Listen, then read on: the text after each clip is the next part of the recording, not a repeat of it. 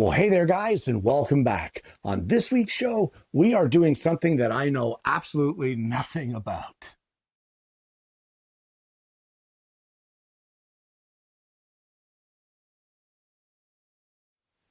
Well, I have always been and will continue to be a promoter of trying new things on the show. We've tried all kinds of new things, from making gnocchi right down to crochet. But, guys, what we're going to do today, like I said, is something that I know nothing about, and that is stained glass. Now, I'm really excited to give this a try. I've never done it. I have worked with glass many years ago, but nothing like stained glass. And basically, I've done a lot of research on it. I've checked a lot of articles. I've read a lot of things, and we're going to give it a try today with a simple stained glass pattern. I'm going to bring you along for the ride. So, good or bad, we're going to give it a try. So, let's get into it and see how we make out. So for this project, Mrs. Kenny has decided to join me with it. And what we thought would be fun to do is to try and make basically the same project or the same theme of project, but with different designs. So we're both going to try to make a Christmas tree. Now, she has done her pattern, just sketched it out on a piece of paper, and I have done mine.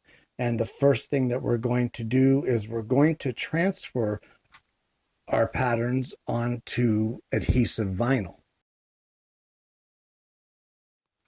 Now, while I have transferred mine onto white permanent vinyl, my wife is transferring hers onto temporary dollar store vinyl. So we'll see whose works out better or whose works out easier or what problems are created from one product or the other. So once you get your pattern onto the vinyl, what we're going to do is I'm going to use an X-Acto knife to cut out all of these different pieces. Well, what I have here is a box of different sheets of stained glass, and I'm just going to carefully pull one out. I should really have gloves on for this, and I will be getting some on soon. But we have different sheets of different shades of stained glass. Now, this stuff is 1/8 of an inch thick. It's a little more opaque than what some stained glasses are, but it's what we're going to use for this project. So what we're going to do is I'm going to choose the different colors that I'd like to use in my project. My wife will do the same, and we're going to apply our vinyl sticker patterns directly to the glass on whichever shade of greens that we want to make our trees out of, or reds, or whatever color. Well, the next step is to cut the glass. And guys, you want a nice flat surface to cut the glass on, because any fluctuation as you're putting pressure down on the glass, if there's anything underneath it, little stones, little pebbles, dust, anything that can make it rock, by pressing down on it and causing it to rock on that imperfection, it will shatter it. So you don't want that. So what we're going to do here is I'm just going to cut outside of the vinyl as best I can. It doesn't really have to be perfect, but you want to get it fairly close. So you just press down, giving even pressure.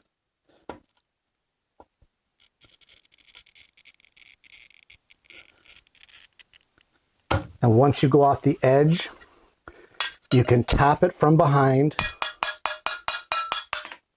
and your piece will break off. Same thing here, guys. I need to cut between these two sections. Just like that. And we'll give it a little tap. There we go. So those are those pieces rough cut. You can put this aside, this other piece, to save for future projects. And I'm just going to cut all the rest of my pieces. I'm going to try to get it a little closer than what I got here, but I'll get them all cut out and I'll show you what we're left with. My pattern is fairly obvious. My wife's pattern has the ability to be mixed up or misconstrued, so she has numbered all of her pieces. I haven't bothered, but if you think that you might get confused putting this thing back together, feel free to number your pieces both on your vinyl and on your pattern so that you can compare it to something. And with our pieces rough cut, we now need to shape them. And for that, we're going to head into the house. So this is the next component in the project, which is basically an oscillating drum sander, but it has a diamond drum for grinding or sanding glass. And you fill up the reservoir in the top with water. And once you get it filled, you can see that it's bringing up water all the way up to the top. So you're getting a wet grind of the glass itself. Now, guys, I will say again, use gloves and wear safety glasses just in case. Don't just rely on the safety shield to protect your eyes. So I'm going to grind this glass until the edges are all aligned with the edges of our vinyl. Now, the reason I use vinyl for this is I was hoping that it would be waterproof and that it wouldn't come off the glass as I was grinding. Now, you just want to use moderate pressure while you're grinding. You don't need to push it hard into the grinding disc. So you now want to grind all the way up to the edge of your vinyl. I've already done 2 of the surfaces just to make sure the machine was functioning properly. This is the first time we've ever used it. Essentially, an auger pulls the water up to the grinding stone or the diamond stone and lubricates your grind to make it a wet grinding. Well, I used vinyl hoping that it would be waterproof during the grinding, but I'm having some problems with my pattern lifting. I'm going to carry on and hopefully it'll last until I get the piece done. But if not, maybe what I'm going to do at this point is get a Sharpie and I'm going to trace around my pattern just in case the vinyl falls off. And that would be one piece done. Now, guys, if I had it back, I would have cleaned the glass first with rubbing alcohol before applying the vinyl. I think that would have helped in order to keep the vinyl from coming off, but I am having issues with it. It's just barely holding. I think my wife's going to have an easier time shaping as well because she actually cut it a lot closer to her lines than what I did. I was having some problems cutting on the curves because I went a little fancier than she did with her design. So we're going to shape all of our pieces using the grinder, and then we'll move on to the next step. So before we can solder these together, we have all of our pieces shaped and they're dry fit together the way that we want them. Before we can do anything, the first step we need to do is clean all of the pieces, including on all of the edges, with rubbing alcohol. We have gloves on, guys, so that the oils from our hands don't transfer onto the glass and make our next step a problem. One thing I'll point out, guys, is please be careful. These edges are quite sharp, especially the ones that you've ground, as you've created a really nice 90-degree on there and given it a really crisp, sharp edge. Well, the next thing that we're going to need for this project is some copper foil tape. Now, guys, this here is a 1/4 inch wide. I do have some concerns that it may not be wide enough because we have 1/8 thick glass, but we're going to try it anyway and see how we make out. So once your rubbing alcohol is dry on your pieces, again, we're going to keep the gloves on to keep our oils off of the glass. This stuff here is adhesive backing. So we're going to peel off a little bit of the backing, not a lot. And what you want to do is around the edge of each piece, you want to apply this copper tape. Now, guys, you want to get it as close to centered on here as we can because I want roughly 1/16 of an inch of this copper tape to be folded around each piece of glass. So we're just going to carefully put that on here. Now, I was going to use some wooden mixing sticks or popsicle sticks to be able to burnish this down. But my wife had these bone folders, I think they're called. Is that what they're called? That's what I call them. That's what she calls them, so that must be what they're called. Yeah, let's go with that.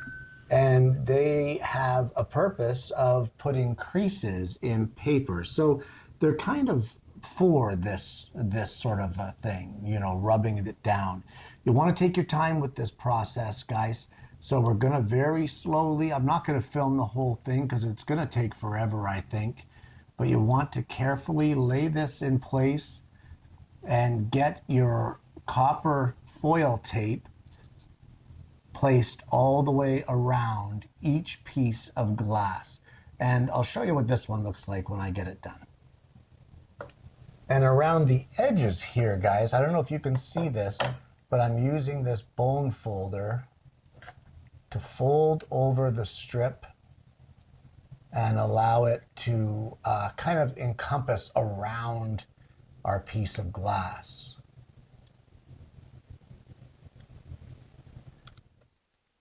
All right, so I think I'm pretty content that I've got this rubbed down. Guys, at this point in time, I don't know if the camera is showing it, but the interior edge here, where I ended the foil, or where I ended the copper foil rather, and overlapped it, it's a little misaligned. Also, it's not a nice curve at the top. It's kind of hard to do when you're rubbing it down. It's adhesive, it sticks where it wants to. So I'm going to go around the inside of this carefully with an X-Acto knife and trim this up. I also want it to be a little bit of a thinner leading edge here on the surface of the glass, because you got to remember that when this goes butted up to another piece of glass and you solder this, you now have the entire width of this and another piece in between your glass sections, and that may not be as appealing to you. So I'm going to trim this up and continue to work on it. This is a very important step, guys, so take your time and get it right. If you don't like the way it looks, take it off and start over, because once you solder it, there's no turning back. And for the most part, that is the copper foil finished on both my project and Mrs. Kenny's. So there might be a little more trimming to do, but at this point, we're pretty much ready for the soldering. Well, in order to start the soldering process, you need a few things. For starters, you're going to need some paste flux. You're going to need a soldering iron or a soldering station. In this case, I have mine set to 410 degrees, and you're going to need some solder. Now, one of the highly recommended solders is a 60-40 ratio. This stuff here is actually a 63-37. It's kind of close. It's all I have, so we're going to try it and see what happens. So I have my design here, and I have it taped together on the back, just kind of temporarily to hold it together. I also have my honeycomb from one of my lasers here on the table. That is just to protect the table from the heat of the soldering. If you're on a bench, you won't need that. If you're on something in your workshop, you may not need that. But for me, I'm actually at my dining room table, so let's not burn the table, shall we? So the first thing we're going to do is I have an acid brush. We're going to take some of this paste flux, and I'm just going to put a little dab of it just in the middle of each one of these joints, because I just want to tack this together so that I can get rid of that tape.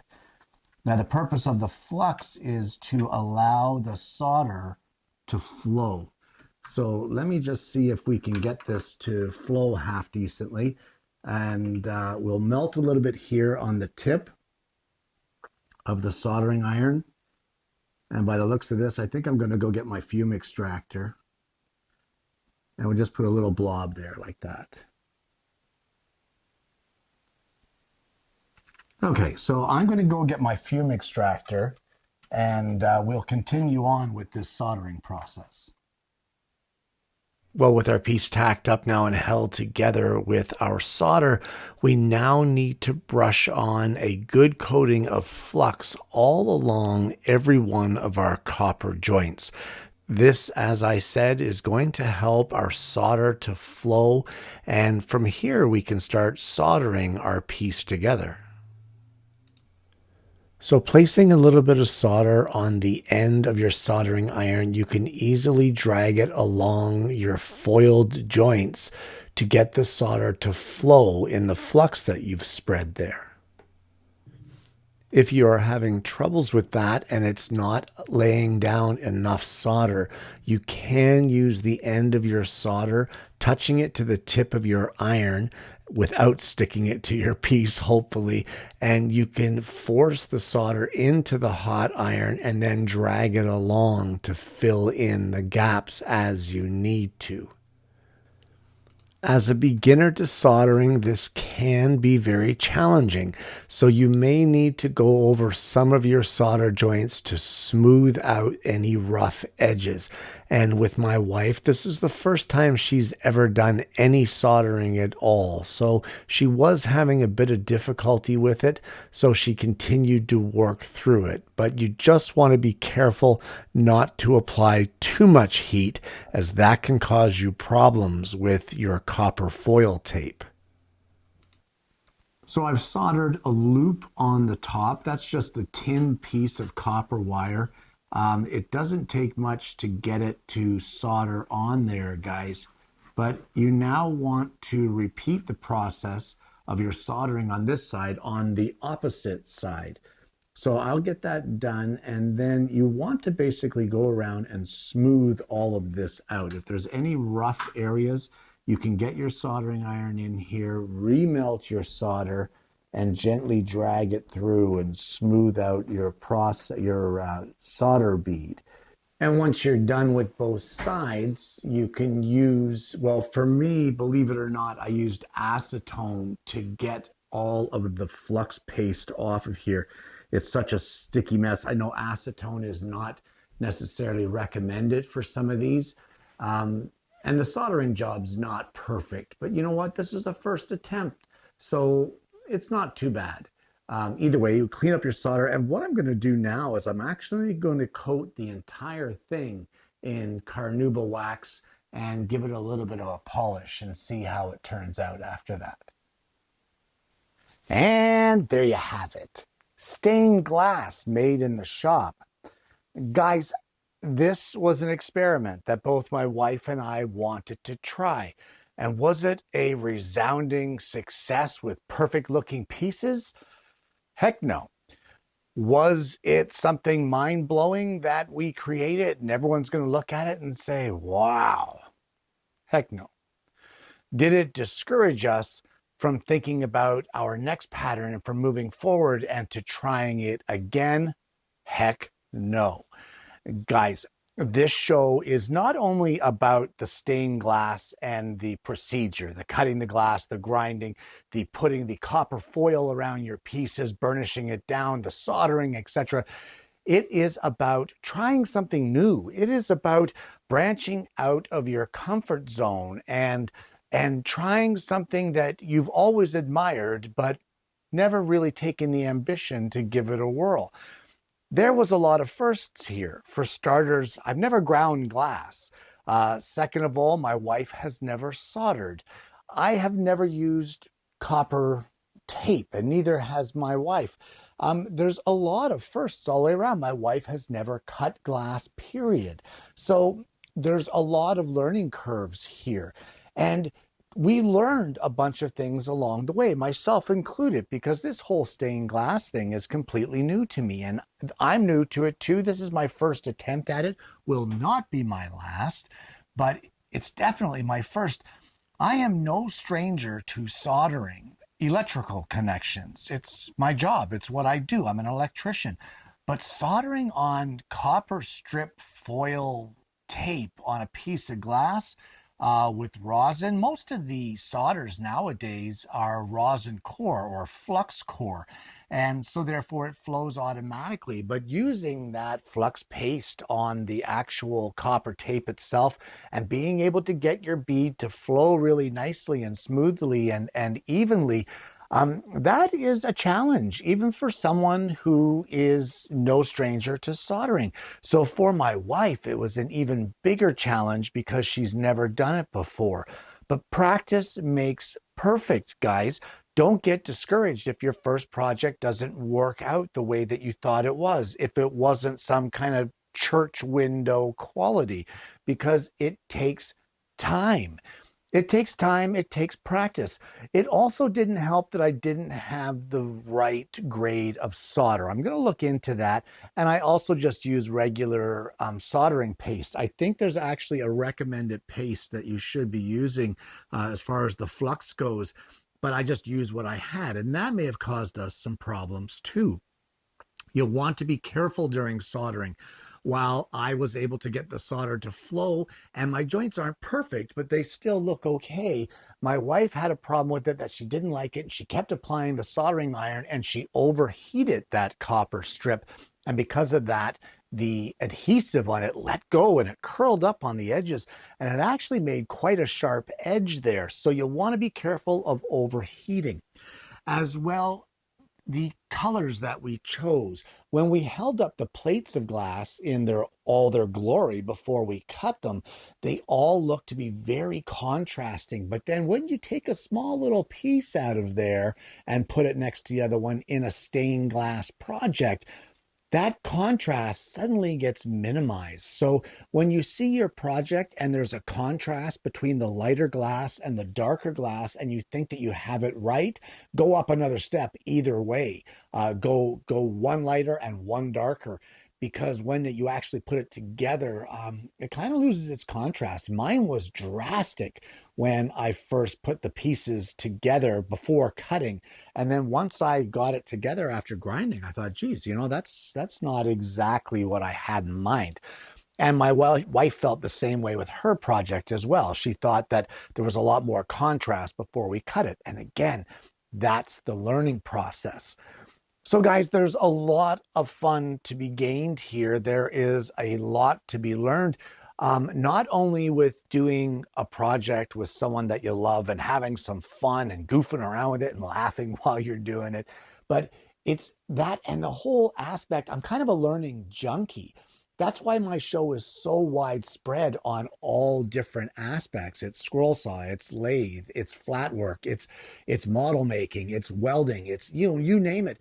It's all about getting different experiences and learning different things.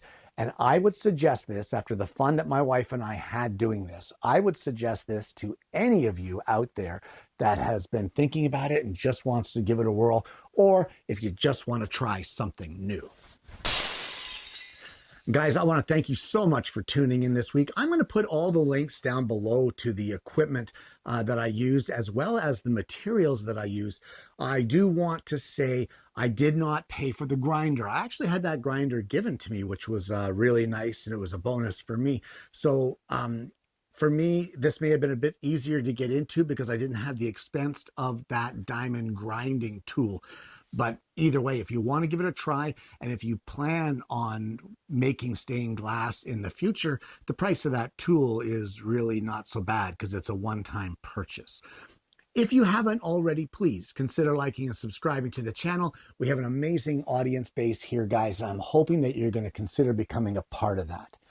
I hope you've enjoyed the content today, guys. I hope you're going to give this a try for yourself. I hope you're going to look into it. Maybe get you and your spouse or you and your partner involved and get in there and try some stained glass for yourself. I hope you're going to try some of that soldering and practice it. Use your scraps, practice it up. But more importantly, guys, I hope you're going to join me again next week when I bring you yet another Alternative Tuesday.